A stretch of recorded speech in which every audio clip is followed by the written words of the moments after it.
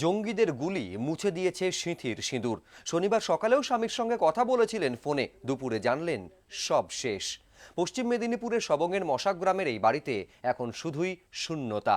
জম্মু কাশ্মীরের কুলগামে সন্ত্রাসবাদীদের ছোড়া গুলি কেড়ে নিয়েছে সেনাবাহিনীর নায়ক বছর 44-এর দীপক মাইতির প্রাণ। বছর চারেক ধরে কাশ্মীরে পোস্টিং ছিল দীপক মাইতির। সেনাবাহিনীর নায়ক পদে কর্মরত ছিলেন, সম্প্রতি পদোন্নতিও হয়। দোলের সময় বাড়িতে এসেছিলেন, 10 তারিখ ফের আসার কথা ছিল, কিন্তু তার আগেই সব শেষ। এখন কফিনবন্দি দেহের অপেক্ষায় পরিবার। শনিবার সকাল 8টা নাগাদ স্ত্রীকে ফোন করেছিলেন দীপক, জানিয়েছিলেন কাশ্মীরের রামবনি থেকে ফিরছেন। চেয়েছিলেন মেয়ের সঙ্গে কথা বলতে, কিন্তু টিউশন থাকায় আর বাবা মেয়ের কথা হয়নি। বলেছিলেন পরে ফোন করবেন। এর মধ্যেই দুপুর 1টায় দীপক মাইতির স্ত্রীর ফোনে আসে দুঃসংবাদ। আমার স্বামী যেভাবে হত্যা হয়েছে ওইভাবে নৃশংসভাবে যেন আমাদের শাস্তি হয়। ওই পাকিস্তানি জঙ্গিদের পাকিস্তানিদের।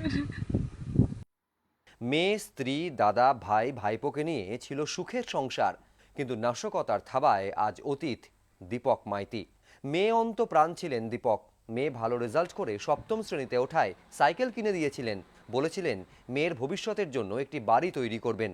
তার আগেই চলে গেলেন দীপক মাইতি। শোকে বিহ্বল গোটা গ্রাম।